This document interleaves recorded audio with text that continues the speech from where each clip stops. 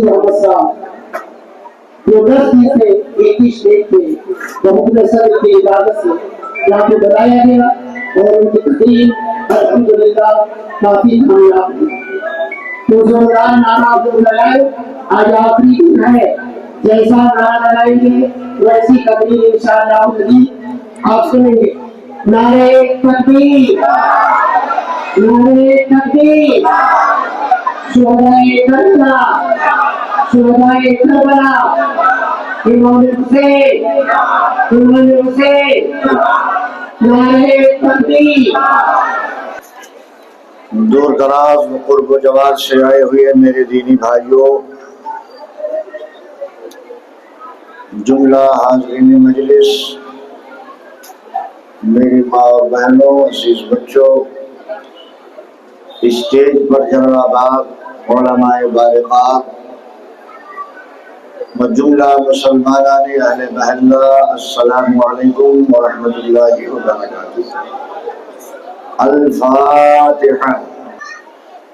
یا صدیق یا عمر یا عثمان یا حیدر, دفع شر کن خیر اور یا شبیر یا شبر, مخزن لطف و عطا بحر خدا امداد کن, صاحب صدق و صفا مشکل کشا امداد کن. اصبح شمس الضحا بدر الدجا کہف الورا, مظہر یار علی مرتضی امداد کن. وصلی اللہ تعالی علی خیر خلقہ و نور عرشہ محمد وعلی آلہ واصحابہ وآل بیتہ اجمعین برحمتک یا ارحم الراحمین بحق لا الہ الا اللہ محمد رسول اللہ صلی اللہ تعالی علیہ وسلم. الحمدللہ, الحمدللہ الذی فضل سیدنا و مولانا محمد صلی اللہ تعالی علیہ وسلم علی العالمین جميعا, وأقامه يوم القيامة للمذنبين المتلبسين الخطائين الهالكين شفيعا. فصلى الله تعالى وسلم وبارك عليه وعلى كل من هو محبوب ومرضي لديه, صلاة تبقى وتدوم بدوام الملك الحي القيوم. وأشهد أن لا إله إلا الله وأشهد أن سيدنا ومولانا محمدا عبده ورسوله. أما بعد, فأعوذ بالله من الشيطان الرجيم. بسم الله الرحمن الرحيم. وَلَنَبْلُوَنَّكُمْ بِشَيْءٍ مِّنَ الْخَوْفِ وَالْجُوعِ ونقص من الأموال والأنفس والثمرات وبشر الصابرين. صدق الله العظيم وصدق رسوله النبي الأمين الكريم, ونحن على ذلك لمن الشاهدين والشاكرين والحمد لله رب العالمين. آئیے ہم اور آپ سبھی حضرات مل کر سب سے پہلے اپنے آقا و مولا حضور نبی رحمت سرابہ خیر و برکت, ہم غریبوں کے غمگسار سید ابرار و اخیار یعنی نبی مختار مصطفیٰ جان رحمت, شمع بزم ہدایت, شہر یار حرم, تاجدار حرم, انیس الغریبین, رحمت للعالمین, مراد المشتاقین, جان عالمین, طٰہٰ و یاسین, انیس بے کسا, چارہ سازی دردمندہ, فخر رسولہ, سیاہ لاکہ, جناب احمد مجتبی محمد مصطفیٰ صلی اللہ علیہ وآلہ وسلم کی پاکیزہ و مقدس بارگاہ میں جھوم جھوم کر ہدیہ درود پیش کریں اور پڑھیں. بسم اللہم صلی علی سیدنا و شفیعنا و حبیبنا مولانا محمد مبارک وسلم, صلاۃ و سلام علیک سیدی حبیبی یا رسول اللہ, صلاۃ و سلام علیک یا نبی اللہ. نبی اور آل نبی پر محبت سے بار بار آواز بلند پڑھیں. اللہم صلی علی سیدنا و شفیعنا و حبیبنا مولانا محمد مبارک وسلم, صلاۃ و سلام علیک سیدی حبیبی یا رسول اللہ, صلاۃ و سلام علیک یا نبی اللہ صلی اللہ تعالی علیہ وسلم. شاست حسین, بادشاہ است حسین, دین است حسین, دی پناہ است حسین, سرداد نداد دست در دست یزید حقا کی بنائے لا الہ است حسین. شہادت آخری منزل ہے انسانی سعادت کی. شہادت آخری منزل ہے انسانی سعادت کی. وہ خوش قسمت ہیں جنہیں حاصل ہے دولت شہادت کی. شہادت پا کے ہستی زندہ جاوید ہوتی ہے. شہادت پا کے ہستی زندہ جاوید ہوتی ہے. یہ رنگ شام صبح عید کی تمہید ہوتی ہے. یہ رنگ شام صبح عید کی تمہید ہوتی ہے. یہ عنایتوں کی جزا ملی، یہ ہدایتوں کا صلہ ملا. یہ عنایتوں کی جزا ملی، یہ ہدایتوں کا صلہ ملا. جو چراغ نور نبی کا تھا اسے کربلا نے بجھا دیا. جو حسین خیمے میں جائیں گے وہاں جا کے کس کو دکھائیں گے؟ جسے ماں کی گود سے لایا تھا زیر خاک سلا دیا. یہ حسین تیرا ہی کام تھا کہ سبھی اپنے لال فدا کیے. تجھے ان چراغوں نے ڈوب کر شب غم کا چاند بنا دیا. تجھے ان ستاروں نے ڈوب کر شب غم کا چاند بنا دیا. چمن آپ اپنا لٹا گئے کہ بہار دی خدا رہے. چمن آپ اپنا لٹا گئے کہ بہار دی خدا رہے. جمع نہ جو رنگ بہار سے تو لہو بھی اپنا ملا دیا. جمع نہ جو رنگ بہار سے لہو بھی اپنا ملا دیا. کچھ منقبت کے اور اشعار ہیں جو امام عالی مقام کے شان میں ہے. آسان سے آسان تر ہے جو آپ کے سمجھ میں بھی آئے گا. آج آخری مجلس ہے. اللہ تعالیٰ ان تمام تر مجلسوں کو اپنی بارگاہ میں قبول فرمائے اور قاری امتیاز صاحب اللہ کے فرمان کے بموجب میں اس بات کو محسوس کر رہا ہوں کہ الحمدللہ اس فقیر کو آپ نے 10 روزہ خطاب میں پسند کیا. زور خطابت اور ہے، تحقیقی گفتگو کرنا اور ہے.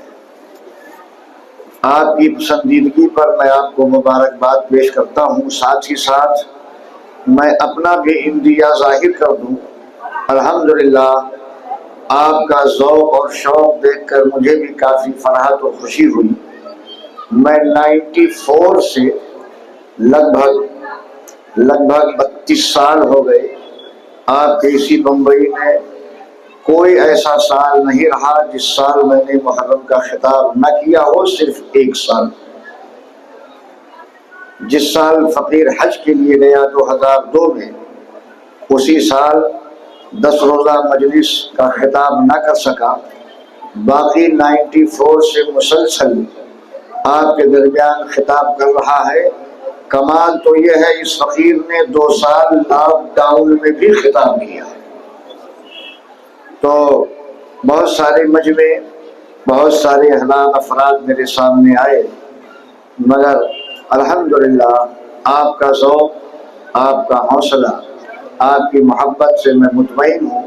اللہ تعالیٰ آپ کا ذوق ایمانی باقی رکھے اور محبت حسین میں جینے مرنے کی توفیق عطا فرمائے. تو اشعار اس سے پہلے ذرا سخت تھے جو آپ کے شاید پلے نہیں پڑے. ذرا بیداری کے ساتھ نوری ماحول میں حسینی جذبہ لے کر اور عشق شہدائے کربلا میں یہ اشعار سنیں اور میرا ساتھ دیں. اچھا لگے تو سبحان اللہ الحمدللہ کے ساتھ اس مجلس کو زینت بخشیں. انشاءاللہ کچھ ہی لمحے کے بعد سانحہ کربلا तफसीलवार हाशमी नौजवानों की कुर्बानी आपके रूबरू होगी। परवरदिगार आलम जल्ला तबारक व तआला आपका सुनना और हमारा सुनाना सब अपनी बारगाह में कबूल फरमाए। एक बार और मोहब्बत से वालिहाना अंदाज में हदीय दुरूद पेश करना है। पढ़ाए मिलकर अल्लाहुम्मा सल्लि अला सय्यिदिना व शफीइना व हबीबिना मौलाना मुहम्मदिन व बारिक व सल्लिम सलातम व सलामन अलैका सय्यदी हबीबी या रसूल अल्लाह। इमाम अली मकाम सैयदना हुसैन आदम की ज़ात वो ज़ात है कि आपका नाम लेने से चेहरा चमक उठता है। हुसैन का नाम लेने से अहले ईमान का चेहरा चमक उठता। उसी मंजर को पेश करते हुए एक आशिक़े हुसैन ने यूं कहा, दिल बाग बाग हो गया लहजा चमक गया। दिल बाग बाग हो गया लहजा चमक गया, नामे हुसैन क्या लिया चेहरा चमक गया। नामे हुसैन क्या लिया चेहरा चमक गया। फिर उसके बाद तकाबुल पेश करता है, आशिक तकाबुल पेश करता है चाँद और सितारों के मुकाबिल में चेहरे हुसैन रुखे हुसैन लाते हुए यूं अर्ज गुजार होता है, कहता है इतनी चमक तो चाँद सितारों में भी नहीं, इतनी चमक तो चाँद सितारों में भी नहीं, जितना मेरे नबी का निवासा चमक गया, जितना मेरे नबी का निवासा चमक गया। फिर आगे फरमाते हैं, करबल में मेरे शाह ने तकरीर ऐसी की। तकरीर का, बयान का, वाज का असले नतीजा ये है कि उससे तब्दीली पैदा आए सुनने वालों में। ये नहीं कि आया सुभान अल्लाह अल्हम्दुलिल्लाह माशाअल्लाह नारे तकबीर नारे रिसालत हो गया और उसके बाद आप अपने घरों को रुख कर लिए चले गए।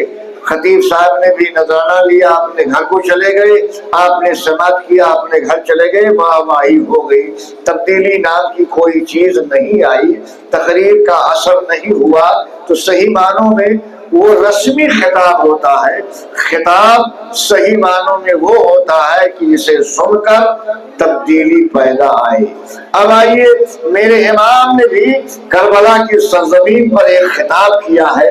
क्या उस खिताब से तब्दीली आई? इत्मामे हुज्जत के लिए मेरे इमाम ने एक खिताब किया था करबला में जमाते अश्किया के साथ। उस खिताब के हवाले से, उस बयान के हवाले से आशिक अपना इंदिया जाहिर करते हुए कहता है कि करबल में मेरे शाह ने, यानी इमाम अली मकाम, करबल में मेरे शाह ने तकदीर ऐसी की, सुनते ही जिसको हुर का नसीबा चमक गया, सुनते ही जिसको हुर का नसीबा चमक गया। फिर उसके बाद फरमाते हैं, रोता रहा जो सुन के 72 की दास्तां, क्या बात है मौलाना, क्या बात। रोता रहा जो सुन के 72 की दास्तां, दोनों जहां में वो दीवाना चमक गया, दोनों जहां में वो दीवाना चमक गया। फिर आगे फरमाते हैं, रोशन था इस कदर ऐ गुलामों सरे हुमाम, रोशन था इस कदर ऐ गुलामों सरे इमाम, इमाम का सर। फरमाते हैं, रोशन था इस कदर ऐ गुलामों सरे इमाम, जिस पे रखा गया था वो नेज़ा चमक गया। नेज़े की अनी पर,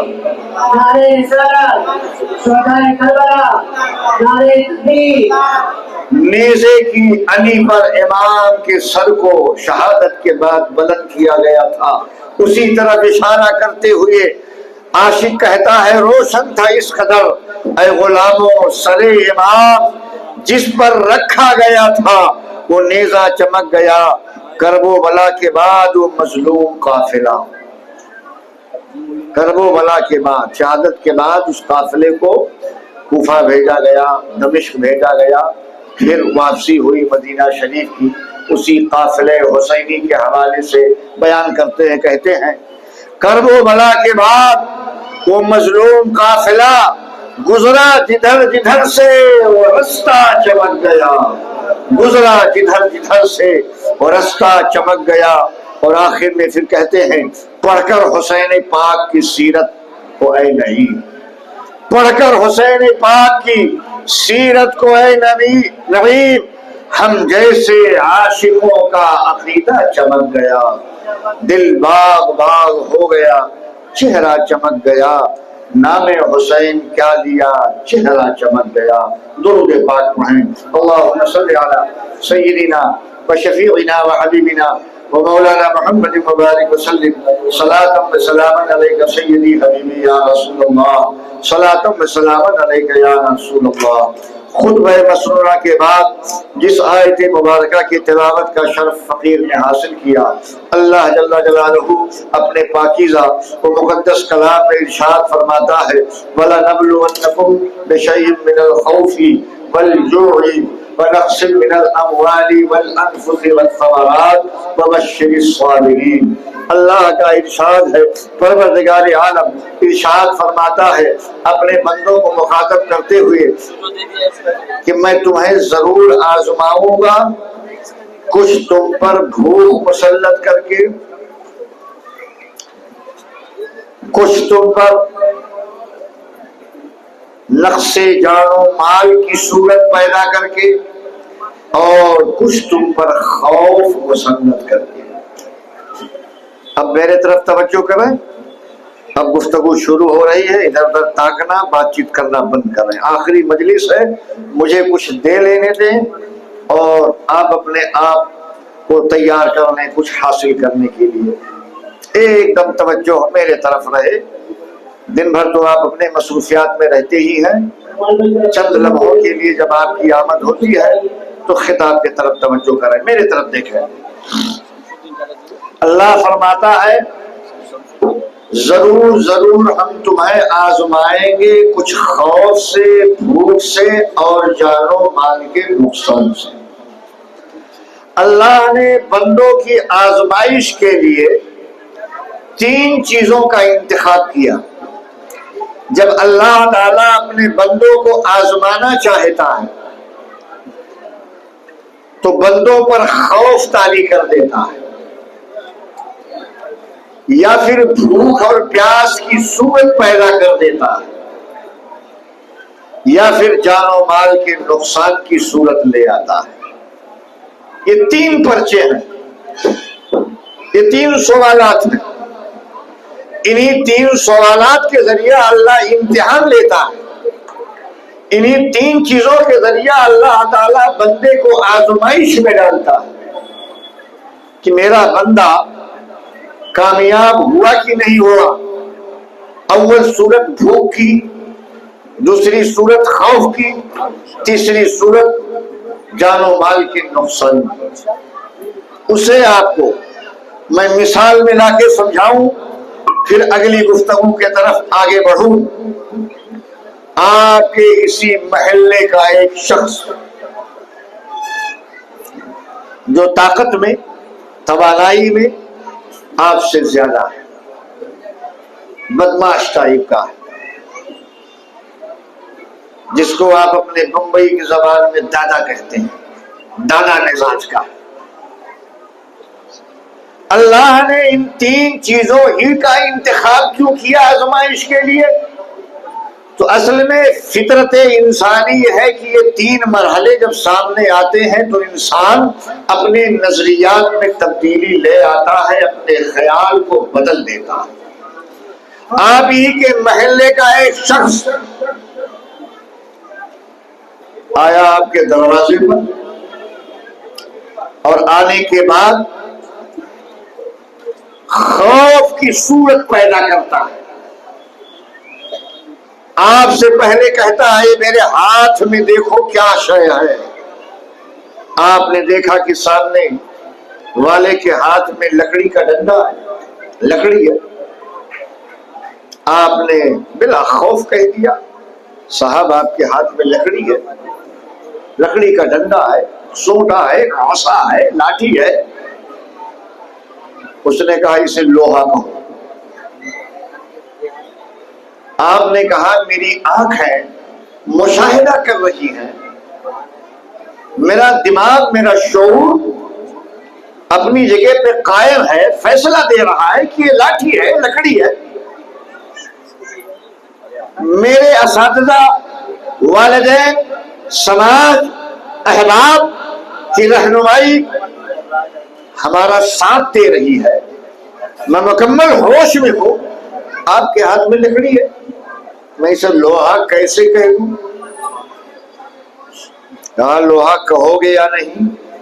کہا نہیں، میرا نظریہ، میرا علم، میری تحقیق، میری جانکاری، میرا شعور اس بات کی اجازت نہیں دیتا کہ تیرے ہاتھ میں پائے جانے والے لکڑی کو میں لوہا کہہ دوں۔ آپ نے انکار کیا۔ ابھی جو لکڑی لے کر آیا تھا اسی نے وہ لکڑی آپ کے اوپر تانی اور خوف کا ماحول بنایا، خوف کا ماحول بنایا۔ کہا اس لکڑی کو لوہا کہتے ہو یا نہیں؟ آپ نے کہا نہیں۔ جو ہی لکڑی اٹھایا آپ نے کہا یہ لگتا ہے مرد کا بدماش آدمی ہے، دادا مزاج ہے، خوخار ہے، مر دے گا۔ خوف مسلط ہوا،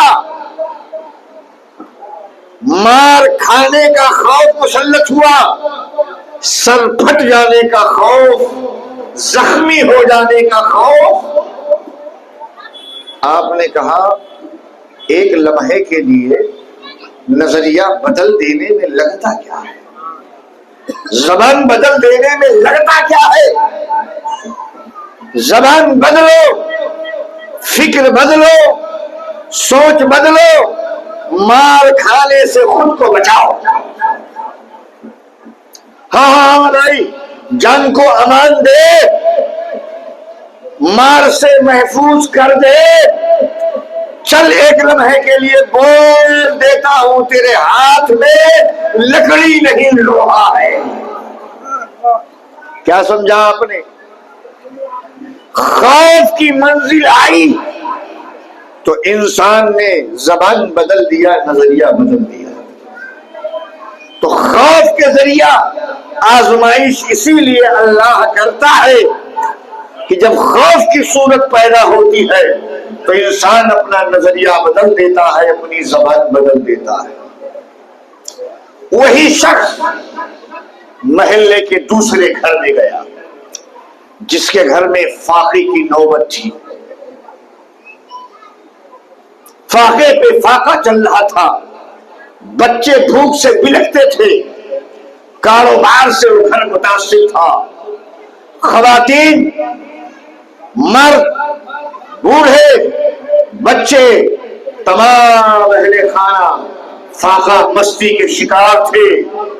گیا جانے والا وہی لکڑی کا ڈنڈا دکھاتا ہے، کہتا ہے اہل خانہ، اے گھر والو، تمہارے گھر سے فاقہ ختم کر دیا جائے گا، تمہیں سیرابی مل جائے گی، یہ بچوں کا بھوک مٹا دیا جائے گا، بوڑھوں کے لیے علاج میسر ہو جائے گا، جوانوں تمہیں سیراب کر دیا جائے گا، تمہارے گھر کو راشن سے بھر دیا جائے گا، خوراک مہیا کر دی جائے گی۔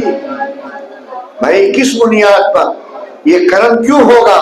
کہا بس ایک بات ہے، وہ بات یہ ہے دیکھو میرے ہاتھ میں کیا ہے۔ سارے اہل خانہ بڑے بوڑھے بچوں نے مل کر کہا آپ کے ہاتھ میں لکڑی ہے۔ اس نے کہا بس لوہا کہہ دو، لوہا مان لو، سیراب کر دیا جائے گا۔ آپ نے کہا اسے کیسے مان لے کہ یہ لوہا ہے جبکہ نگاہیں مشاہدہ کر رہی ہے یہ لکڑی ہے؟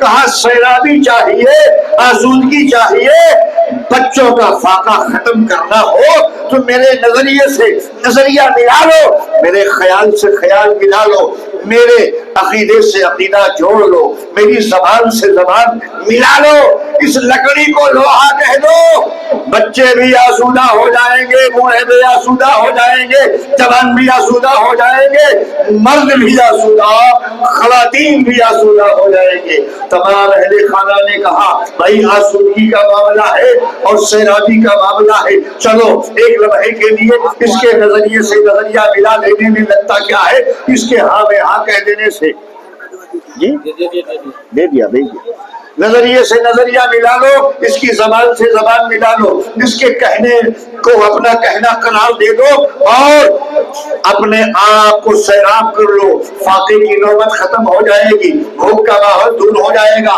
کیا سمجھے آپ نے دیکھا کہ وہاں خوف کی منزل آئی تھی، مار سے بچنا تھا تو اس نے نظریہ ملا لیا، ہاں میں ہاں ملا لیا اور لکڑی کو لوہا کہہ دیا۔ ادھر فاقہ بچتی تھی، فاقے سے بچنے کی صورت آئی، بھوک سے بچنے کی صورت آئی، بھوک سے اجتناب کی صورت آئی، تو یہاں بھی نظریے سے نظریہ ملا لیا گیا، ہاں ہاں بھائی تو ہمیں سیلابی دے، ہفتہ ہو گیا، بچے بھوکے ہیں، عورتیں بھوکی ہیں، جوان بھوکے ہیں اور سارے بوڑھے بھوکے ہوئے ہیں، خواتین بھی بھوکی ہیں اور مرد حضرات بھی بھوکے ہیں، ہمیں سیلابی دے دے، تیرے ہاں میں ہاں ملانے کو میں تیار ہوں، تیرے فکر سے ہم آہنگ ہونا چاہتے ہیں، تیرے شعور سے ہم آہنگ ہونا چاہتے ہیں، تیرے نظریے سے اپنا نظریہ ملانے کو تیار ہیں۔ کیا سمجھا آپ نے؟ یہاں خوف تھا تو ہاں میں ہاں ملا لیا گیا، یہاں پہ بھوک مٹانے کی صورت آئی تو ہاں سے ہاں ملا لیا گیا، وہی شخص آ گیا آپ کے لہلہاتے ہوئے باغ میں، آپ کے مہکتے گلشن میں آیا، آنے کے بعد آپ موجود ہیں، لکڑی کا ڈنڈا وہی دکھاتا اور کہتا ہے اس گلشن کو آباد رکھنا چاہتے ہو، ان باغات کو سلامت رکھنا چاہتے ہو، درختوں پر تر و تازہ پھل کو قائم رکھنا چاہتے ہو؟ کہا ہاں بالکل۔ کہا تو پھر سنو، یہ دیکھو میرے ہاتھ میں کیا ہے؟ آپ نے بھی وہی کہا پہلے دو کی طرح کہ آپ کے ہاتھ میں لکڑی کا ڈنڈا ہے، اس نے کہا لوہا ہے، لوہا کہہ دو اسے، لوہا مان لو۔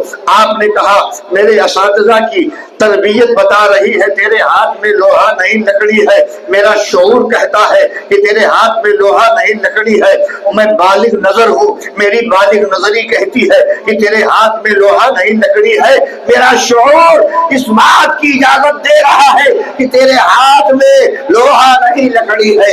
مگر اس نے کہا یہ گلشن برباد کر دیا جائے گا، باغات سے پھلوں کو چھان لیا جائے گا، باغات کو نیست و نابود کر دیا جائے گا، پھولوں کو روک دیا جائے گا، تیرے گلشن کی ساری رانائی، تیرے باغات کی ساری رانائیوں کو نیست و نابود کر دیا جائے گا۔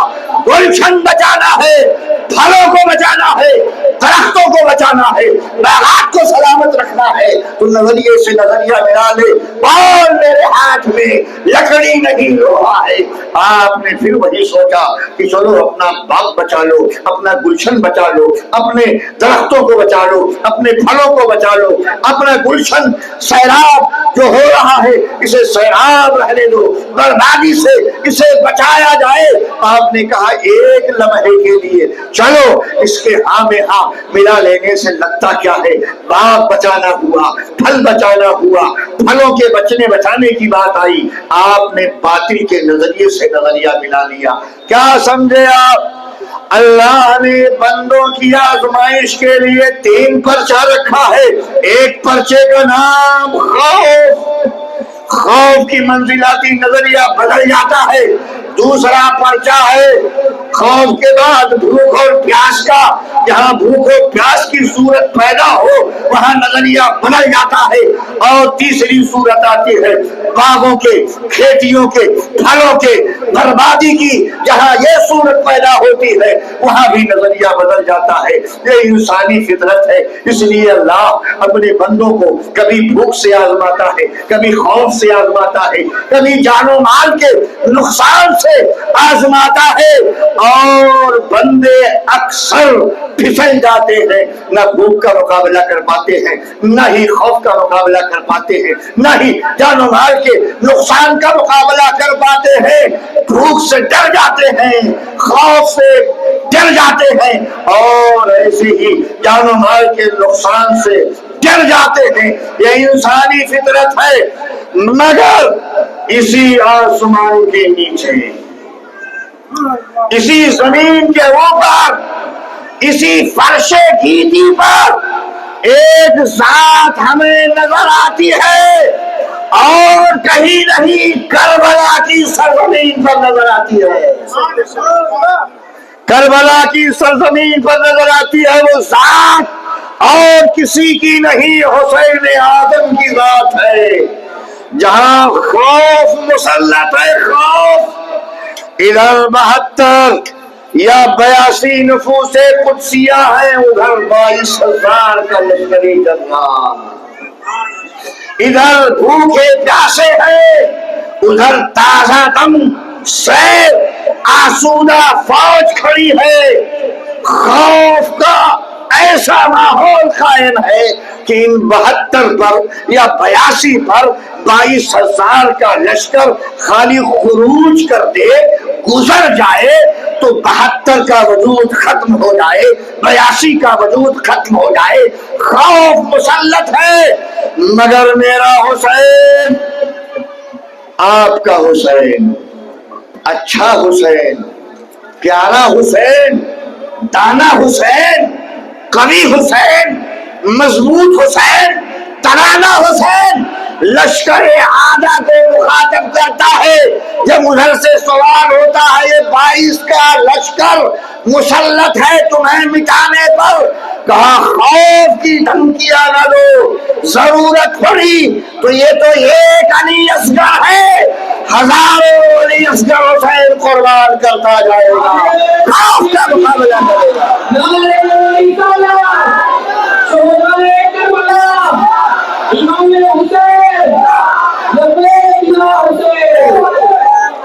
خوف کا ماحول تھا، میرے حسین نے خوف کے پرچے کو حل کیا، اور بڑے ہی خوبصورتی سے حل کیا۔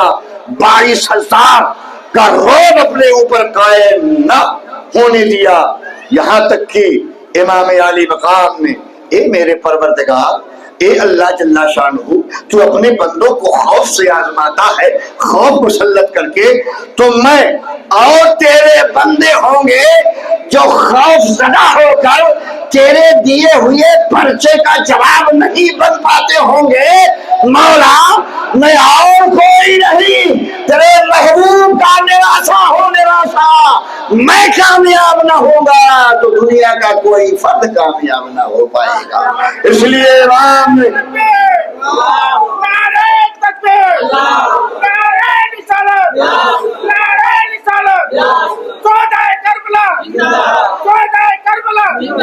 اس لیے میرے امام نے 22,000 کا مقابلہ 72 سے یا 82 سے کیا، خوف کے پرچے کو حل کر دیا۔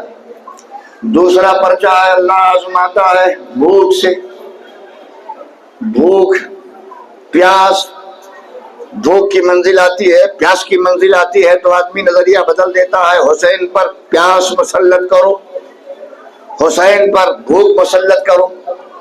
3 دن پہلے ہی پانی بند کر دیا گیا ہے، 3 دن پہلے ہی پانی پر پہرا لگا دیا گیا ہے، نہر فرات بہ رہا ہے، نہر فرات جاری ہے، یہ قطرے آب خیمہ حسینی کی طرف نہیں جانا ہے، چنانچہ پہرا لگا ہوا ہے۔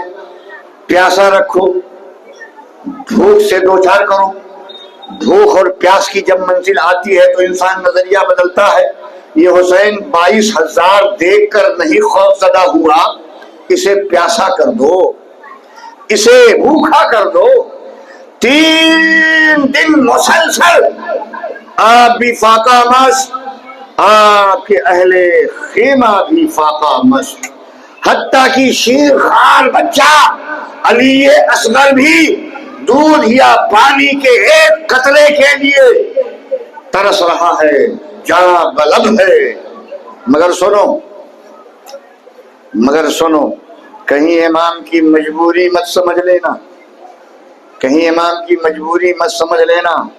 कसम खुदा की, इब्ने खलील के एड़ी रगड़ने से जमजम निकला आज तक कायम है।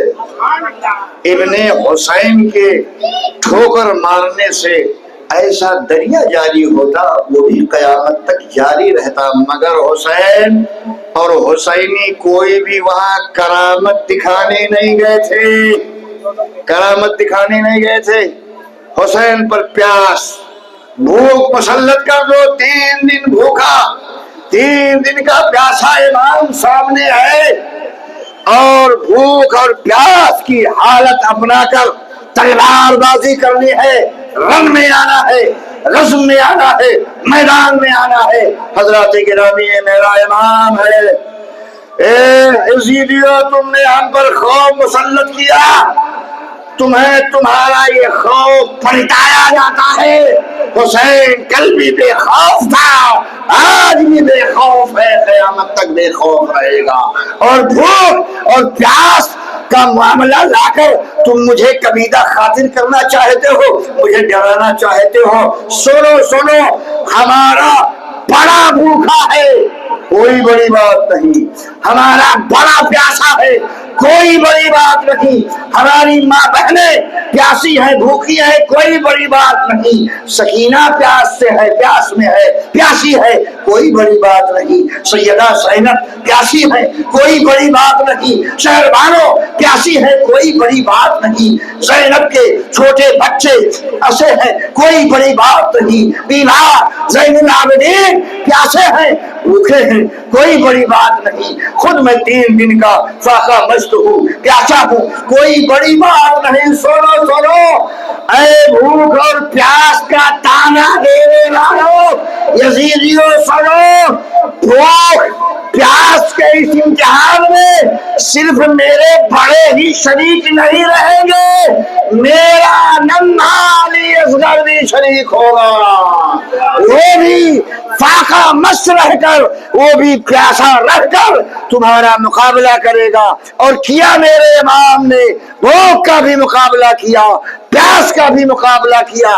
और अल्लाह की तरफ से जो दूसरा पर्चा मुतय्यन हुआ था, वला नबलुवन्नकुम बिशैइन मिनल खौफ वल जू, खौफ का मुकाबला हो गया।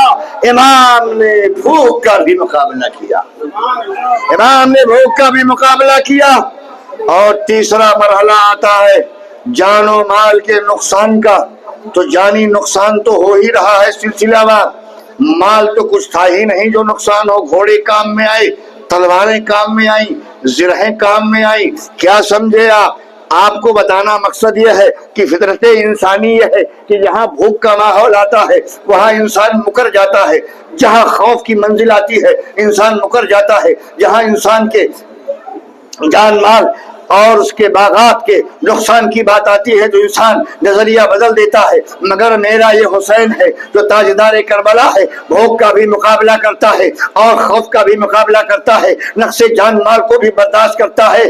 और अल्लाह की भेजी हुई इस आयत मुबारका वला नबलुवन्नकुम बिशैइन मिनल खौफ वल जू की सच्ची तफसीर बनकर दुनिया के सामने मेरा इमाम आता है। ऐ लोगों, नजरिया मत बदलो, नजरिया मत बदलो, ख्याल मत बदलो।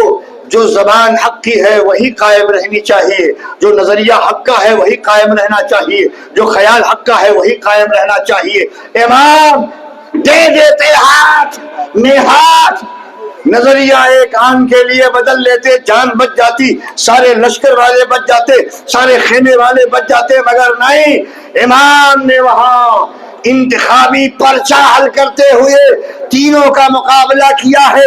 इंसानी फितरत जहां बहक जाती है, हुसैन आदम उसकी बागो डोर को संभाल लेते हैं। ये हुसैन है। खौफ का भी मुकाबला किया, भूख का भी मुकाबला किया, जानो माल के नुकसान का भी मुकाबला किया। चलिए आगे चलिए, वो मुकाबला कैसे हुआ, मुकाबला कैसे हुआ। आए इमाम, نماز فجر آپ نے اپنے احباب کے ساتھ با جماعت ادا کی.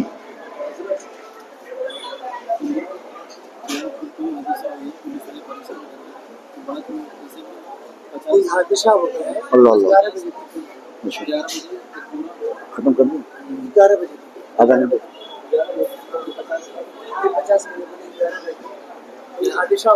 اللہ اکبر اللہ اکبر. آپ کے یہاں ماشاءاللہ سب کچھ اچھا ہے لیکن وقت کی بڑی تنگی ہے.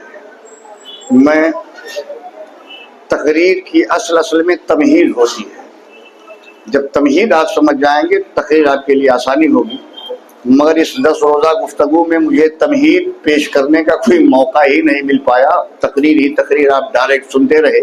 آج میں نے کہا آخری مجلس سے تھوڑی سی تمہیدی کلمات ہو جائیں تاکہ آنے والی گفتگو آپ کے سمجھ میں قاعدے سے آئے. مگر آج بھی مسئلہ ہے, کوئی حادثہ ہو گیا ہے, وقت کی آج بھی تنگی ہے. اللہ تعالیٰ کرم فرمائے. جس تفصیل اور جس اطمینان کے ساتھ میں آپ کے بیچ آج گفتگو کے موڈ میں تھا, وقت کی تنگی اس کے لیے مانع ہے. اس لیے وہ تفصیل آپ کے سامنے تو نہ بیان ہو سکے گی. میں مختصراً اب کربلا کا پورا سانحہ سمیٹ کر آپ کے سامنے پیش کرنے کی سعادت حاصل کر رہا ہوں. انشاءاللہ پھر کبھی اللہ نے چاہا ہماری آپ کی ملاقات ہوئی اور یہ موقع و محلات و تفصیلی گفتگو موضوع اور عنوان کی مناسبت سے ہوگی. اللہ تعالیٰ آپ سب کو شاد و آباد رکھے. اور یہ جو حادثہ ہوا ہے, اس حادثے کے جو شکار ہوئے ہیں, اللہ تعالیٰ ان کے لیے بھی آسانی پیدا فرمائے. آپ شانتی قائم رکھیں, اپنی جگہ پہ بیٹھے رہیں, اور کچھ ہی وقتوں میں مجلس ختم ہوگی. میں اب کربلا کی پوری تاریخ جلدی آپ کے سامنے دہراتا ہوں. ایک بار درود پاک پڑھ لیں. اللہم صلی علی سیدنا و شفیعنا و حبیبنا مولانا محمد مبارک وسلم. صلاۃ و سلاما علیک سیدی حبیبی یا رسول اللہ. صلاۃ و سلاما علیک یا نبی اللہ صلی اللہ تعالی علیہ وسلم. آئیے امام علی مقام رضی اللہ تعالیٰ عنہ نے رات بھر نوافل میں گزارے, تلاوت قرآن, تسبیح و تحلیل, اور نماز فجر کا وقت آیا. ارے بھائی اور کم کر دیا, بڑھانے کے لیے بولا گیا, تھوڑا بڑھاؤ اس کو, آواز بڑھائی. نماز فجر امام علی مقام نے اپنے تمام اصحاب کے ساتھ با جماعت ادا فرمائی. ابھی آپ نماز ادا ہی فرما رہے تھے, نماز مکمل بھی نہ ہو پائی تھی کہ لشکر اعداء کی طرف سے ہلچل ہوئی. حل میں مبارز کا نعرہ بلند کیا گیا. امام علی مقام رضی اللہ تعالیٰ میدان میں آئے. مختصراً کل میں نے ذکر کر دیا تھا, آپ نے اتمام حجت کے طور پر اپنا سارا تعارف کرا دیا. آپ کی بات اور کسی کو تو نہیں سمجھ میں آئی, حضرت حر کو سمجھ میں آئی. وہ آ گئے امام کی طرف سے اور آگے بڑھ کر لشکر اعداء پر حملہ آور ہوئی اور جام شہادت بھی نوش کیا. اسی طرح سے سلسلہ وار ایک کے بعد دیگرے مجاہدین جاتے رہے اور لشکر اعداء کو تہ تیگ کرتے رہے اور جام شہادت نوش کرتے رہے. تقریباً 50 کی تعداد مکمل ہو جاتی ہے. ایک کے بعد دیگرے آتے جاتے سب کے سب جام شہادت نوش کر رہے ہیں. اب لشکر حسینی میں صرف اور صرف بچتے ہیں ہاشمی نوجوان. چنانچہ حضرت قاسم رضی اللہ تعالیٰ عنہ, جو حضرت سیدنا امام علی مقام رضی اللہ تعالیٰ عنہ کے چچا امام حسین کے بھتیجے حضرت قاسم, حضرت امام حسن مجتبیٰ کے صاحبزادے, امام حسین کے بھتیجے, امام حسین آپ کے چچا حضرت قاسم رضی اللہ تعالیٰ عنہ آئے. امام کی بارگاہ میں کہا, چچا جان اب میدان میں مجھے جانے کی اجازت مرحمت فرمائیں. امام علی مقام رضی اللہ تعالیٰ عنہ نے فرمایا, نہیں بیٹا رہو, تمہیں ابھی باقی رہنا ہے, مجھے رن میں جانے دو. مگر بھتیجا ہے جو ضد کر رہا ہے, نہیں ابا حضور مجھے رن میں جانے کی اجازت دے. ضد پر آ گئے اصرار پر اصرار ہوتا رہا۔ جناب قاسم رضی اللہ تعالیٰ امام عالی مقام کے طرف سے رن میں جانے کو تیار ہیں۔ امام عالی مقام رضی اللہ تعالیٰ نے انہیں تیار کیا، اجازت مرحمت فرمائی، اور گھوڑا کداتے ہوئے حضرت قاسم رضی اللہ تعالیٰ میدان میں آئے، اور آنے کے بعد آپ نے حل من مبارز کا نعرہ بلند فرمایا، اپنا تعارف کرایا، اپنا تعارف پیش کیا۔ لشکر عادہ میں سے ارزق نامی پہلوان کا انتخاب ہوا۔ ارزق اس ہاشمی نوجوان کے مقابل میں تم جاؤ گے۔ ارزق چونکہ نامی گرامی پہلوان تھا، اسے اپنی طاقت پر بڑا ناز تھا۔ اس نے کہا اس بچے کے مقابل میں میں جاؤں میری توہین ہے، میرے 4 بیٹوں میں سے کسی ایک بیٹے کو آگے بڑھاؤ، وہ جا کے ابھی اس جوان کا سر کاٹ کر لے آئے گا۔ چنانچہ ارزق کا پہلا بیٹا آیا میدان میں، ابھی وہ ایک ہاتھ بھی نہیں لڑ سکا تھا۔ حضرت قاسم رضی اللہ تعالیٰ نے ایک ایسا وار کیا کہ اسے ایک ہی وار میں جہنم رسید کر دیا۔ دوسرا لڑکا آیا، امام نے حضرت قاسم نے اسے بھی تہہ تیگ کیا۔ تیسرا آیا، اسے بھی واصل جہنم۔ چوتھا آیا، اسے بھی واصل جہنم۔ اب وہ ارزق جو ابھی تک قاسم رضی اللہ تعالیٰ کے مقابل میں آنے کو اپنی توہین سمجھتا تھا، اب وہی دانت پیستے ہوئے، ہاتھی کی طرح چگھاڑتے ہوئے، شیر کی طرح دہاڑتے ہوئے میدان میں آیا اور کہا قاسم خبردار، میں ارزق ہوں، ارزق اور نامی گرامی پہلوان، اگر میں پہاڑ پر بھی تلوار ماروں تو ریزہ ریزہ ہو جائے گا۔ دیکھو دیکھو میں تمہارے سامنے آیا ہوں، خود کو بچاؤ۔ امام کے سامنے بھی آیا ہی تھا اور اپنی بڑائی بک ہی رہا تھا۔ امام رضی اللہ تعالیٰ نے الحرب خدعہ کے تحت ارشاد فرمایا کہ اے ارزق، میں تجھے بڑا نامی گرامی جانتا تھا، بڑا چالاک جانتا تھا، ہوشیار اور دانشمند جانتا تھا، لیکن تو بہت بڑا احمق ہے۔ کہا وہ کیا؟ کہا تجھے صحیح معنوں میں اپنے گھوڑے کی زین بھی کسنا نہیں آتی۔ یہ کھلی زین لے کر میدان میں لڑنے آیا ہے، وہ پیچھے مڑا، اپنی زین کو کسنے، زین کی رسی کی طرف، زین کے طرف دیکھنے کے لیے جھکا۔ ادھر ہاشمی تلوار بلند ہوتی ہے، ایک ہی وار میں حضرت قاسم نے ارزق کو 2 ٹکڑے کر دیا۔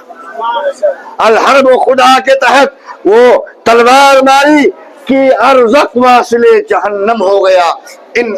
اور امام علی مقام رضی اللہ تعالیٰ نے ارزق اور اس کے تمام بیٹوں کو واصل جہنم کیا۔ ادھر خلبلی مچ گئی، لشکر عادہ نے دیکھا کہ اکا دکا مقابلہ ہاشمی نوجوانوں سے بڑا مشکل ہوگا، ایسا کیوں نہ کیا جائے کہ ایک ساتھ ان پر حملہ کیا جائے، اور ہر ہاشمی نوجوان کے ساتھ اس بھیڑیا صفت لشکر نے یہی کیا ہے، اکا دکا 1-2 بار لڑائی ہوئی ہے، اس کے بعد ان بدبختوں نے سارے لوگوں نے مل کر حملہ کیا ہے، وہی آپ کے ساتھ بھی ہوا۔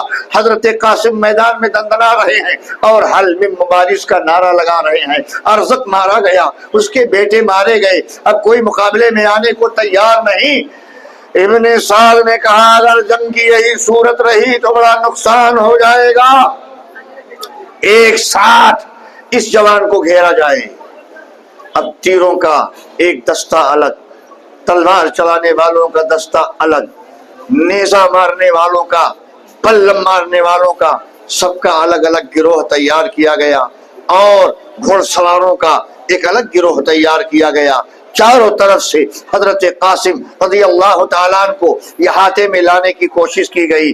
حضرت قاسم رضی اللہ تعالیٰ عنہ ہیں اب جھپتے لشکر عادہ کی طرف کی دیکھا، اب کوئی مقابلے کے لیے انفرادی طور پر آنے کو تیار نہیں ہے کوئی مقابل، آپ خود ہی جھپٹ کر لشکر عادہ پر حملہ کرتے ہیں، قلب لشکر میں جاتے ہیں، لوگوں کو کھیرے ککڑی کی طرح کاٹتے ہیں اور کبھی دائیں مڑتے ہیں تو اس کے صفوں کو برہم کر دیتے ہیں، کبھی بائیں مڑتے ہیں اس کے صفوں کو برہم کر دیتے ہیں۔ ایک ہاشمی نوجوان ہے، حضرت قاسم ہیں، امام حسین کے بھتیجے ہیں، حسن مجتبیٰ کے لاڈلے ہیں، ان کے نور نظر ہیں اور ان کے بیٹے ہیں حضرت قاسم۔ اب دیکھا جا رہا ہے میدان کربلا میں سر اچھل رہے ہیں اور حضرت قاسم کی تلوار چل رہی ہے۔ لشکر اعداء گھبراتے ہیں اور نعرہ بازی کرتے ہیں، گھیر لو، ایک ساتھ تیر چلاؤ، ایک ساتھ تلواریں چلاؤ، ایک ساتھ نیزے چلاؤ،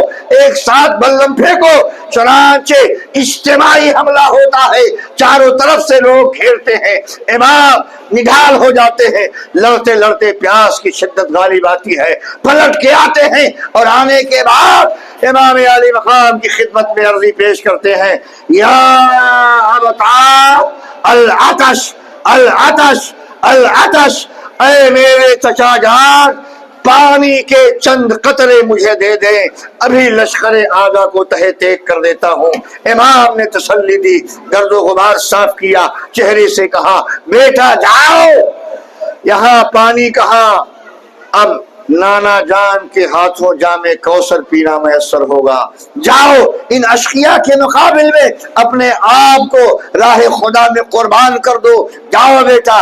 تسلی پا کر حضرت قاسم پھر پلٹتے ہیں اور لشکر اعداء کے طرف آتے ہیں۔ لشکر اعداء وہ روبا صفت بھیڑیے، سبوں نے پہلے ہی مشورہ کر رکھا تھا، تھوڑی سی انہیں فرصت ملی اور تازہ دم ہو گئے، چاروں طرف سے حملہ کرتے ہیں، حملہ کرتے کرتے یہاں تک کہ امام علی مقام رضی اللہ تعالیٰ عنہ کے بھتیجے جناب سیدنا قاسم رضی اللہ تعالیٰ عنہ کو نرغے میں لیتے ہیں اور آپ پر ایک بارگی حملہ کرتے ہیں۔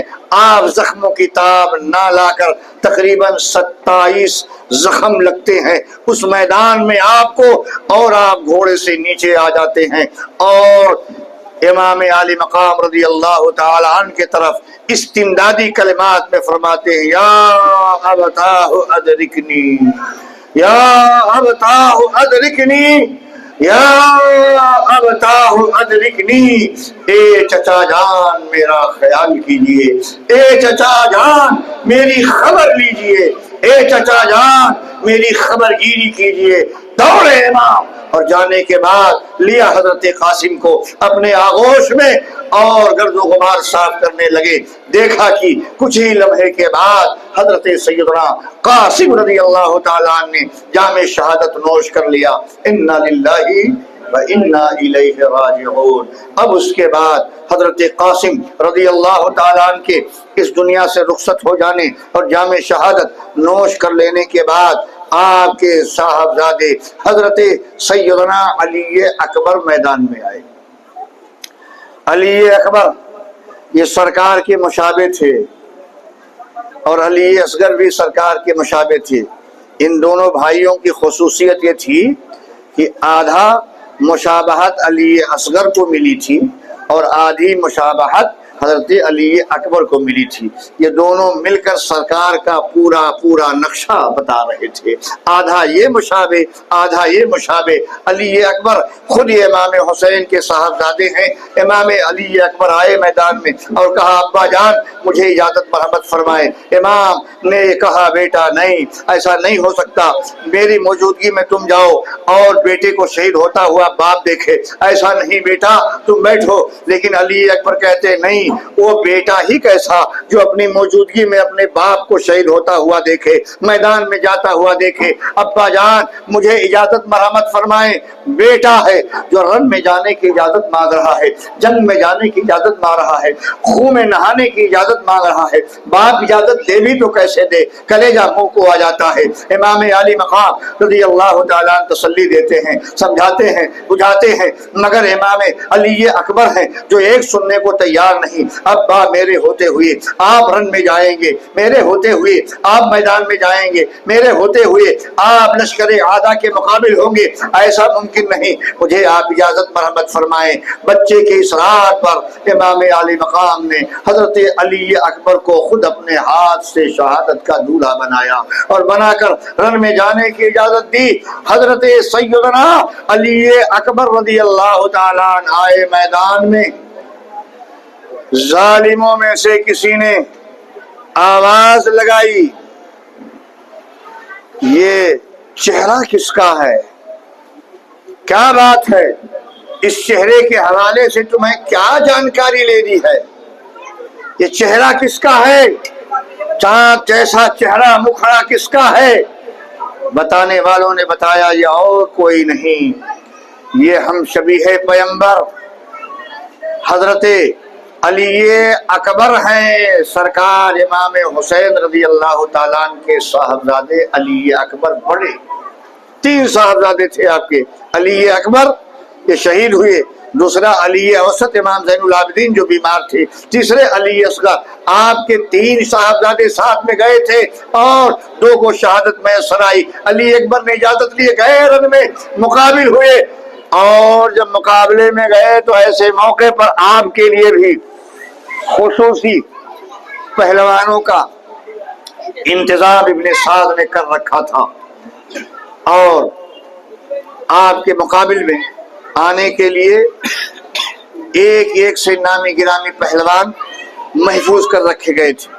ان میں سے ایک کے بعد دیگرے سب کو بھیجا گیا. مصعب بن غالب بھی آیا, بدر بن سہیل بھی آیا, اس طرح سے اور دوسرے پہلوان آتے رہے. امام سیدنا علی اکبر رضی اللہ تعالیٰ عنہ کے مقابل میں سب اپنی جان گنواتے رہے. روباہ صفت بھیڑیوں نے, یزیدیوں نے وہی سلوک کیا جو انہوں نے حضرت قاسم کے ساتھ کیا تھا. ایک لخت چاروں طرف سے حملہ ہوتا ہے اور اجتماعی حملے میں علی اکبر رضی اللہ تعالی عنہ جام شہادت نوش کر جاتے ہیں. انا للہ و انا الیہ راجعون. میں بہت مختصر کر کے گفتگو پیش کر رہا ہوں, وقت کی تنگی ہے.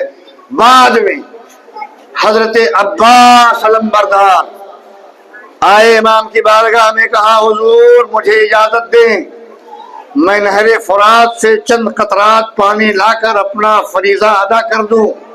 خواتین خیمہ پریشان ہیں, اہل بیت کے تمام چراغ بجھتے جا رہے ہیں, میں چند قطرے پانی پلا کر اپنا فریضہ ادا کر لوں. عباس گئے, مشکیزہ لیا, گھوڑے پہ سوار ہوئے, نہر فرات میں پہنچ گئے, مشکیزہ بھر لیا, اور مشکیزہ بھرنے کے بعد ہاتھ کے چلو میں پانی لیا. پانی لے کر بس منہ کے قریب کیا تھا, فوراً پانی چھوڑ دیا. پوچھا گیا عالم خیال میں, عباس مشکیزہ بھر لیا تھا آپ نے, پانی چلو میں لے لیا تھا پینے کے لیے, 3 دن سے آپ بھی پیاسے تھے, پیا کیوں نہیں؟ کہا پہلی بات تو یہ ہے کہ جیسے ہی پانی میں نے چلو میں لیا مجھے سکینہ کی پیاس یاد آ گئی, شہر بانو کی پیاس یاد آ گئی, علی اکبر کا پیاس, علی اصغر کی پیاس, بیمار زین العابدین کی پیاس یاد آ گئی. میں نے کہا میں تو پانی پیوں اور میرے خیمے کے لوگ, خاندان نبوت کے چشم و چراغ اپنے اپنے خیموں میں پیاسے لیٹے رہے, یہ ممکن نہیں. اور ساتھ ہی ساتھ حدیث رسول کی اتباع فرمائی. حدیث رسول یاد آیا, فرماتے ہیں اللہ کے رسول صلی اللہ علیہ وسلم کا فرمان ہے, المومن ما یحب لنفسه یحب لغیرہ. شان مومن یہ ہے, فضیلت مومن یہ ہے, کمال ایمانی یہ ہے کہ جو بندہ اپنے لیے پسند کرے وہی اپنے بھائی کے لیے پسند کرے. امام کا مطالبہ رہا, ادھر بدبختوں نے کیا کیا, بجائے پانی کے حرملہ بن کاہل, یزید کا سپاہی بدبخت لعین, ایک تیر مارتا ہے، ایک تیر پھینکتا ہے، ایک تیر خیمے سے باہر نکالتا ہے، اپنے لشکر سے باہر نکالتا ہے، وہ تیر ہواؤں کو، فضاؤں کو چاک کرتا ہوا، دندناتا ہوا آ کر، اللہ اکبر، امام نے پانی طلب کیا تھا، وہ تیر فضاؤں کو چیرتا ہوا، سنسناتا ہوا، وہ تیر، پھنی والا تیر آ کے سیدنا علی اصغر کے حلقوں میں ناز میں پیوست ہو جاتا ہے اور پار ہو کر امام کے بازو کو بھی لگتا ہے۔ حضرات گرامی، پانی کا مطالبہ کیا گیا تھا، سنسناتا دندناتا تیر آیا، امام علی مقام رضی اللہ تعالیٰ نے وہ تیر نکالا، جیسے ہی تیر نکالا امام نے حلقوں میں علی اصغر سے، تو خون کا فوارہ جاری ہو گیا، امام کی آنکھیں برس پڑی اور بہتا ہوا خون ہاتھوں میں لے کر اچھال دیا آسمان کے طرف، کہا مولا تیری رضا کے خاطر یہ ایک علی اصغر ہے، اگر ہزاروں علی اصغر ہو تو تیرے نام پہ ایک ایک کو قربان کرتا جاؤں گا، قربان کرتا جاؤں گا۔ قربان کر دیا امام نے، بالآخر علی اصغر رضی اللہ تعالیٰ بھی جام شہادت نوش کر چکے، اب کوئی نہیں بچا، بچے کون؟ صرف امام علی مقام۔ اندر گئے خیمے میں، خیمے میں جانے کے بعد دیکھا بیمار زین العابدین، فوراً اٹھ بیٹھے، اٹھنے کی کوشش کی، بیٹھنے کی کوشش کی، آپ نے فرمایا بیٹا لیٹے رہو، کہا نہیں ابا حضور اب مجھے اجازت دے، میں میدان میں جاؤں گا، بیٹا تم بیمار ہو اپنے بستر پہ آرام کرو، مگر امام زین العابدین رضی اللہ تعالیٰ عنہ اصرار کرنے لگے۔ امام نے فرمایا نہیں بیٹا، اللہ کی یہی مصلحت ہے، یہی حکمت خداوندی ہے، تمہیں سے میری نسل آگے بڑھنی ہے، تمہیں جہاد میں نہیں جانا ہے، اور بیمار ہو، معذوروں پر، بیماروں پر، عورتوں پر جہاد فرض نہیں ہے، تم معذور ہو، بیمار بھی ہو، بیماری ہی تمہاری معذوری ہے، اس لیے تم آرام کرو۔ امام علی مقام رضی اللہ تعالیٰ عنہ اہل خیمہ میں آخری سلام کرنے کے لیے پہنچ گئے۔ اہل خانہ کیا ہو گیا؟ اہل خانہ نے دیکھا کہ امام تشریف لائے ہیں اور رن میں جانے کی اجازت طلب کر رہے ہیں، سب کو آخری سلام بولنے آئے ہیں، ایک کوہرام سا مچ گیا، خواتین، بچے، بوڑھے جو بھی تھے ایک ساتھ سبوں نے آنسو بہانا شروع کیا، امام آپ کے بعد میرا کون ہوگا؟ شہربانوں الگ تڑپنے لگی، سکینہ الگ رونے لگی، سیدہ زینب نے الگ اپنا رنگ اختیار کیا، بھیا جان آپ مجھے اس میدان میں کس کے سہارے چھوڑ کر جانے کا فیصلہ لیا ہے؟ میدان میں آپ نہ جائیں، آپ کے بعد میرا پرسان حال کون ہوگا؟ ہمارے آنچلوں کا تحفظ کون کرے گا؟ ہمارے دوپٹے کی تحفظ کون کرے گا؟ ہمارے حیا کے تحفظ کون کرے گا؟ ہمارے وجود کی حفاظت کون کرے گا؟ اب بھائی جان، امام علی مقام صبر کی تلقین فرماتے ہیں، ارشاد فرماتے ہیں منشاء خدا یہی ہے، مرضی مولا یہی ہے، تم سب صبر پر قائم رہو، اللہ صابروں کے ساتھ ہے۔ امام علی مقام نے ایک صندوق کھولا، صندوق کھولنے کے بعد صافہ نکالا، جناب محمد عربی نانا جان صلی اللہ علیہ وسلم کا صافہ نکالا، زیب تن کیا، تلوار لی اپنے والد گرامی مولائے کائنات شیر خدا کی ذوالفقار حیدری جعفر طیار کا کمر بند لیا اور نیزہ لیا، اور امام علی مقام رضی اللہ تعالیٰ عنہ اہل خیمہ کو تسلی دینے کے بعد باہر نکلتے ہیں۔ قیامت سا ماحول آیا، کوہرام مچ گیا پورے خیمے میں، خواتین میں، چھوٹے بڑے سب میں، ہر ایک کی آنکھیں برسنے لگی۔ امام جو ہی ابھی خیمے سے نکلنے کی کوشش کر رہے تھے، 2 ہی قدم چلے تھے، سیدہ زینب گرتی پڑتی آتی ہیں، بھائی جان ٹھہریں، بھائی جان ٹھہریں، بھائی جان رکیں۔ حضرت امام نے حضرت سیدہ زینب کی آواز کو سنا، سننے کے بعد ٹھہرے، کہا بہن بولو کیا بات ہے، کس لیے تم نے آواز دی ہے؟ بہن کہتی ہے بھیا جان تبرکات میں آپ نے نانا جان کا صافہ باندھ لیا تھا اور حضرت مولائے کائنات شیر خدا ابا جان کا ذوالفقار لے لیا تھا، جعفر طیار کا پٹکا بھی لے لیا تھا، اسی طرح سے آپ نے دوسرے تبرکات حمائل کر لیے تھے کہ ایک تبرک میرے پاس میری ماں کا محفوظ تھا، اسے بھی زیب تن کر لیں۔ چنانچہ سیدہ زینب ایک دوپٹہ نکالتی ہے اور کہتی ہے بھائی جان یہ امی جان حضرت فاطمہ زہرا طیبہ طاہرہ کا دوپٹہ ہے، اسے بھی کمر پر باندھ لیں۔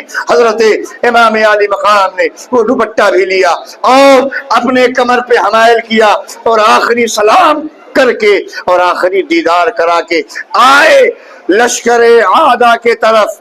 امام علی مقام رضی اللہ تعالیٰ عنہ نے پھر اتمام حجت فرمائی، اپنا حسب نسب ظاہر فرمایا، اپنی شرافت سے لوگوں کو آگاہ کیا۔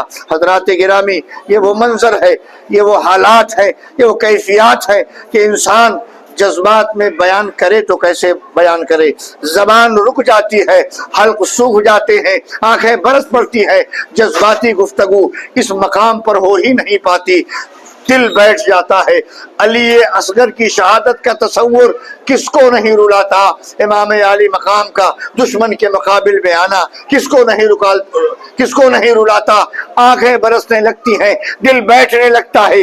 اس بیٹھے ہوئے دل سے اور کیا بیان ہو سکتا ہے؟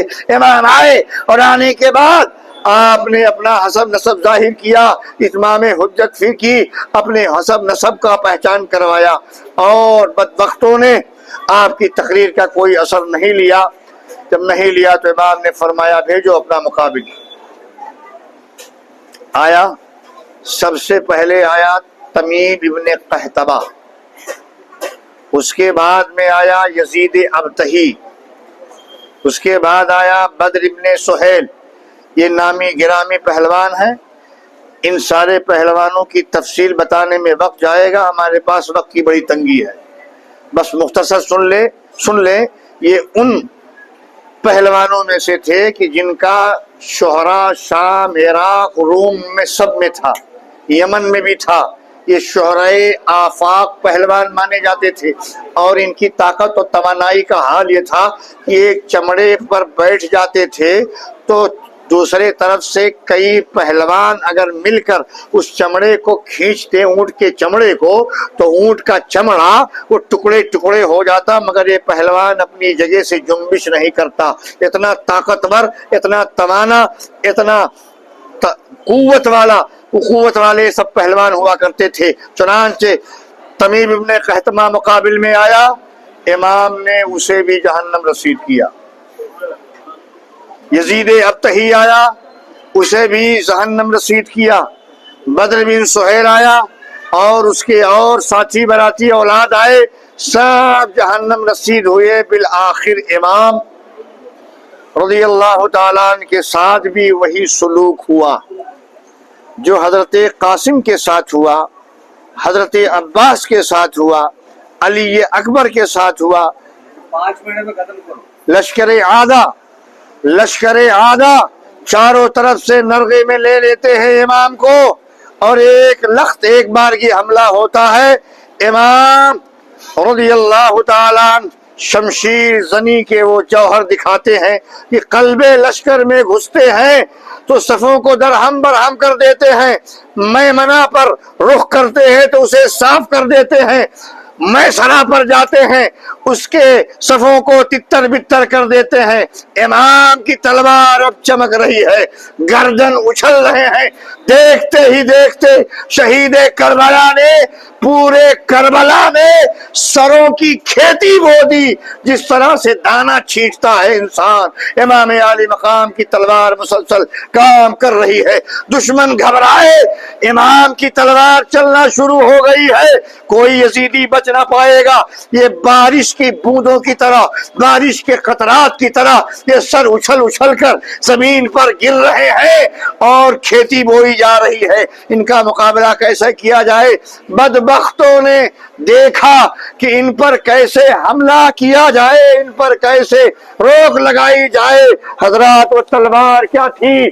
قہر الہی بن کر لوگوں پر برس رہی تھی، ایک بجلی تھی جو تڑک رہی تھی اور ایک آگ تھی جو لوگوں پر برس رہی تھی۔ چنانچہ ایسا لگتا تھا حسین اعظم کی تلوار میں صدیق کی صداقت سما گئی ہے، فاروق کی عدالت سما گئی ہے، عثمان کی سخاوت آ گئی ہے، مولا کائنات کی شجاعت آ گئی ہے، آدم کی صفوت کام کر رہی ہے، عیسیٰ کی مسیحائی کام کر رہی ہے، اور موسیٰ کا جلال سمٹ گیا ہے۔ غرضے کی تمام طاقتیں، تمام قوتیں سمٹ کر تلوار میں ودیت کر گئی ہے۔ امام کی تلوار چلتی رہی۔ اس تلوار کو روکنے کے لیے بڑے ہیلے کیے گئے، بڑے بہانے کیے گئے، مگر یہ تلوار رکی نہیں۔ لشکر عادہ نے بہانہ کیا کہ کیسے روکا جائے۔ ابھی تلوار کے روکنے کا کوئی ہیلا ان کے سمجھ میں نہیں آیا۔ اذان کا وقت ہو گیا، اذان دی گئی۔ جیسے ہی اذان دی گئی، بوقت اذان آپ کی تلوار رک جاتی ہے۔ جب تلوار رک جاتی ہے تو لشکر عادہ نے موقع غنیمت جانا کہ اسی بہانہ ہمیں تیاری کا موقع مل جائے گا۔ امام اذان کے نام پر رک گئے اور یہ سب طاق میں رہے کہ اب عبادت کی تیاری میں ہے، کچھ اپنا کام کیا جائے۔ بدبختوں نے ایک تیر کا نشانہ لیا اور امام علی مقام رضی اللہ تعالیٰ عنہ کی پیشانی پر وار کیا، وہ پیشانی مبارک جسے میرے آقا بوسہ دیا کرتے تھے۔ امام علی مقام رضی اللہ تعالیٰ عنہ اس زخم کی تاب نہ لا کر زمین پر آنا شروع ہوتے ہیں، گھوڑے سے نیچے آتے ہیں۔ گھوڑے پہ تھے تو قیام تھا، گھوڑے سے نیچے آئے تو رکوع تھا، اور زمین پہ آئے تو سجدے کے بل آئے، یہ سجدہ تھا۔ یہ آخری سجدہ کر گئے امام اور سجدے کی دعوت دے گئے امام۔ اللہ تعالی حسین اعظم کو زندہ رکھے، پائندہ رکھے، ان کا فیضان جاری رکھے، ان کی عنایتیں جاری رکھیں۔ یہ حسین اعظم سب گھر بار اپنا لٹا کر راہ خدا میں پیش کر دیا، آخری مرحلے میں اپنا بھی لہو شامل کر دیا، اور اسلام کو یہ حوصلہ دے دیا، اہل اسلام کو یہ بتا دیا کہ اے لوگوں، جان مال کی قدر و قیمت کچھ نہیں ہوتی، حقانیت اصل ہے، حق پر قائم رہو، حق پرست بنو، حق نواز بنو، حق کو اپنانے والے بنو۔ دیکھو یہ یزید ہے جو باطل پر ہے، میں حق پر ہوں، میں اپنا حقانیت والا ہاتھ اس باطل کے ہاتھ میں نہیں دے سکتا، اس کی غلطی کو میں درست نہیں کہہ سکتا، اسے غلط ہے تو غلط ہی کہیں گے۔ معاملہ ہاتھ دینے کا تھا۔ آج ہم بھی پیسے کی لالچ میں، دنیا کی لالچ میں غلط کا سپورٹ کر دیتے ہیں، غلط کے ہاتھ میں دے دیتے ہیں، مگر یہ حسینی پیغام کے خلاف ہے۔ حسین اعظم ہے جنہوں نے جسے غلط جانا تو آخری دم تک غلط جانا، اور یہی امام کے حقانیت کی دلیل ہے۔ حسین اعظم زندہ باد، حسینیت پائندہ باد۔ السلام علیکم ورحمۃ اللہ وبرکاتہ۔